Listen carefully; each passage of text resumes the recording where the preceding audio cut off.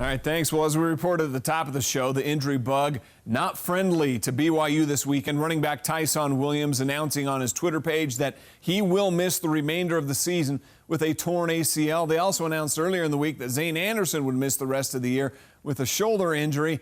The Cougars turned back the clock for the game at LaVell Edwards Stadium, going with that retro look.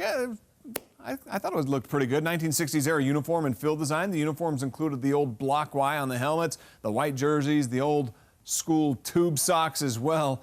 They also used the day to recognize some of the all-time greats to wear the blue and white. Ty Detmer, Dewey Gray, Mo Onibi, Jason Buck. They were all there before the game. Gray running out of the tunnel with the alumni flag. And in case you were wondering, there's still a lot of love between Detmer and Coach Satake in Detmer's first return since he was fired as offensive coordinator. But once the game began, Washington's Jacob Eason was just out there putting on his own personal clinic. Completed 9 of his first 10 pass attempts for 99 yards and 2 touchdowns, both touchdowns from 17 yards away. And then when it seemed as if BYU might have something going, they lose all momentum with a fumble returned 69 yards for a touchdown. Cougs trailed 21-3 at that point.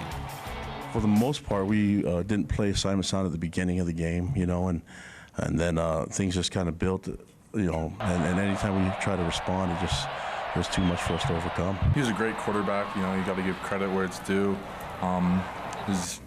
You could tell his experience and just the way he was able to, look us off. If everyone's not on the same page, our scheme it doesn't work that way. So it's disappointing seeing little things and having to just pick us apart like that. Well, BYU scored the last 9 points going into halftime, and it appeared that momentum had come with them over into the second half. But again, more self-inflicted wounds stalling any and all progression. The Cougs moved the ball into Husky territory only to fumble it away. BYU finished with 3 turnovers, a big difference maker in this one.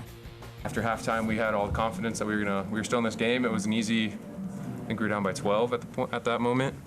But yeah, we had momentum going, but unfortunately just turns the ball over. Second half comes up, just stop them. That was our only goal, just stop them. And there's still a lot of time left to play the game. We emphasize ball security a lot, and it's the guys trying to do too much, and that's not their job, is not to do too much with the ball and reaching out for the extra yard. It's just, protecting the ball. Well, not all was negative with the Cougars' loss, though. Tight end Matt Bushman seemed to come alive in the offense. He had just 9 receptions through the first 3 games of the season, but he hauled in 6 passes for 89 yards and a touchdown on Saturday. Now, if Eason finishing with just 4 incompletions or BYU's 3 turnovers weren't enough, it was this third-quarter punt return, 88 yards for a touchdown, that drove that final nail in the Cougars' coffin. Washington's always been deadly in punt returns. They've done it for a number of years now.